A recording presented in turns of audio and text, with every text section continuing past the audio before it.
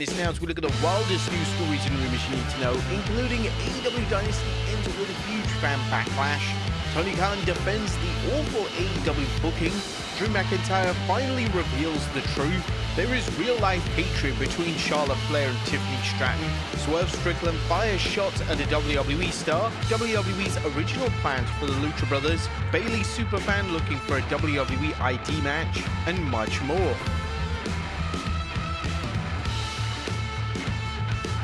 Our first story looks at AEW Dynasty ends with fan backlash. The top of today's news is the controversy surrounding the finish of AEW's Dynasty pay-per-view, a controversy that seems to be the latest debacle for the Strickland promotion. The show's main event saw Swerve Strickland challenge Jon Moxley for the AEW World Heavyweight Championship, with Swerve looking ready to seal the deal after landing a Swerve stomp on the champ. However, the lights went out with the Young Bucks of Nick and Matt Jackson returning after months off television. The Bucks hit the double V trigger on Swerve, allowing Moxley to recover and pin the challenger to retain. Whilst the finish was shocking, for a Swerve, fans were disgusted, booing the Young Bucks and taking to social media to criticize AEW for keeping the title on Moxley.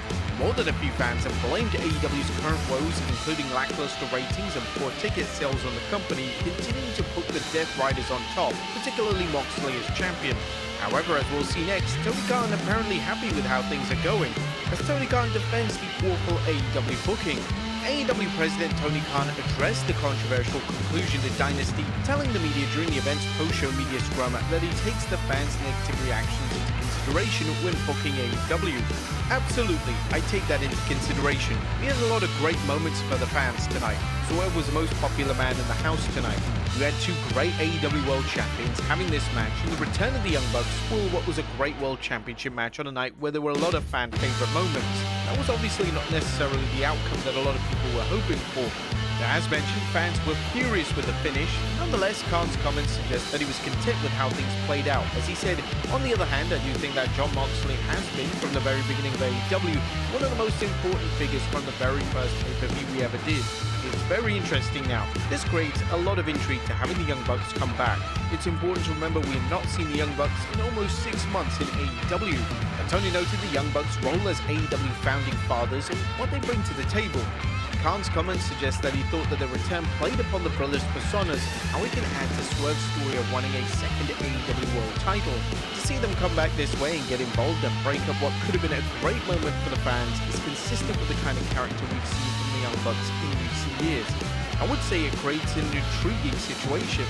While the Young Bucks' return was a surprise, it proved counterproductive. It's the latest example of how AEW seems willing to do anything to keep the title on Moxley. Many who believe it is the worst AEW champion so far.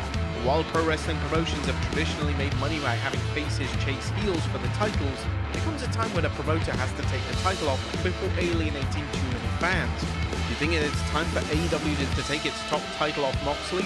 What did you guys think of the ending of the show? Next up, Adam Copeland written off TV after a savage attack. The AEW fans may not see Adam Copeland in the near future following FTR's brutal post-match attack on him following their loss to the Death Riders at Dynasty. FTR's Dax Harwood and Cash Wheeler said nope to Cope after their loss, with the tag team delivering a spike pile driver to Cope on a steel chair, then clobbering him with concertos. During an episode of the Wrestling Observer Radio, Dave Meltzer commented on what fans can expect from the aftermath. I don't expect him back until July, so we'll miss the next pay-per-view. I think he'll be out for a while. There's no word of what's next for FTR while Copeland is off TV, or what AEW intends to do once Adam returns. Booking Copeland with a younger AEW talent could elevate them, but it's far too early to tell. Next up, Drew McIntyre finally reveals the truth. Three-time WWE World Champion Drew McIntyre is opening about 2 well-known incidents where he lost his temper for real. Drew recently spoke with Wafflin discussing how he's blown his fuse before.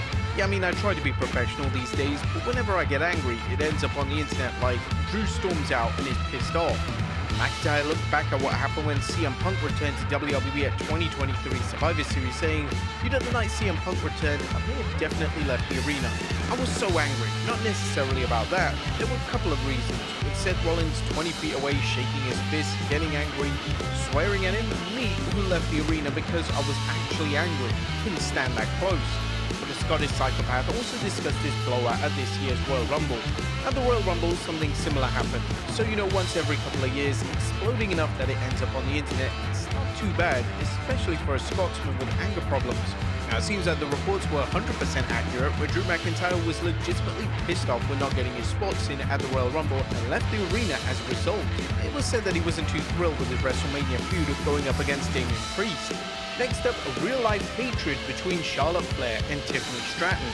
It looks like the apparent real-life heat between Tiffany Stratton and Charlotte Flair didn't start at 4th April SmackDown, where both women apparently went into business for themselves, blasting each other with some personal remarks, including Tiffany Stratton mocking Charlotte's 3 divorces. And now it's been claimed on the Wrestling Observer Radio that there's been backstage heat for at least 2 weeks. There have been problems between the two for about 2 weeks, so people knew about it. Now, unfortunately, this isn't the first time Charlotte has been accused of trying to make an opponent look bad, and some fans believe Flair is trying to sandbag Tiffany before she can solidify a spot in the main event. At the same time, some fans believe WWE and the wrestlers involved are working the fans to build up the drama for the event. Whatever the case, the Observer brought up what they see as a double standard for how this apparent situation is being handled. I mean, you can even, one thing about this, it always shows a complete double standard in how people view things. Because if this same thing happened in AEW, well, the blame would still probably go on the people in the ring, of course. It would largely go on Tony Khan. Or if it was him, you've had 2 weeks to figure this out to get people on the same page.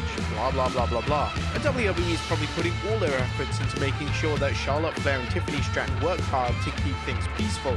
And the Observer continued on the analysis of what happened on last Friday, saying, and then they went out there and they went off the rails. Both of them, you know what I mean? It was like Charlotte is getting, or Ashley is getting more of the blame, and probably deservedly so, but they are both getting blamed for it. Next up, Swerve Strickland fires shots at the WWE star. AEW Dynasty featured plenty of surprises, including Swerve Strickland calling out Booker T after Swerve's loss to Jon Moxley. Swerve dropped an F-bomb, with Wrestling News reporting Strickland addressed the live crowd, noting he doesn't speak about representation. He goes out there and proves it. For his own amusement, he said F Booker T. And this follows the earlier remarks from Booker T, who reportedly refused to appear on YouTube.Live TV, a show Swerve recently appeared on, because he didn't want to be exploited or look foolish on the show. Booker also said he didn't want any negative comments made about black wrestlers. Next up, good news for a SmackDown announcer. That's excellent news for the SmackDown announcer, as Chris Featherstone is reporting Mark Nash's ring announcing on SmackDown has been highly praised. Doc also learned that they love his energy and are excited to have him as a member of the team heading into WrestleMania. Next up, WWE's original plan for the Lucha Brothers. Did WWE's creative team want to debut the Lucha Brothers of Rey Fenix and Penta El Zero as a team before AEW blocked Fenix from joining his brother in WWE? Well, not according to Fightful select Sean Ross Sapp, who revealed always is kind of foggy since they were talking to WWE last summer. It was pretty clear to Penta and Fenix that they'd be on different brands in the last couple of months though. Sapp claims WWE is working to book both men as single stars before they join forces. Next up, Adam Cole wins his first AEW title. Congrats to Adam Cole, who defeated Daniel Garcia at AEW Dynasty to become the new TNT champion. This is Cole's first title in AEW since he jumped to the promotion back in 2021. Next up, Bayley superfan looking for a WWE ID match. It looks like Bayley fan turned wrestler Izzy Morano will have to fight to get a spot in WWE's upcoming WWE ID Championship tournament. Morano made a name for herself as a Bayley superfan who regularly attended NXT shows, is now an aspiring wrestler, and she's ready to make a name for herself by becoming the first WWE Women's ID Champion. She tweeted about wanting to enter the tournament, saying, what if WWE ID called me to be in the opening round of the WWE ID Championship tournament at GCW on April 16th in Las Vegas? No more what ifs. Izzy Morano is ready for the WWE ID Championship tournament. However, WWE tweeted that Morano will have to earn a spot in the tournament, announcing, "You have a world of potential, Izzy. However, you have to earn your way into the WWE ID Championship tournament."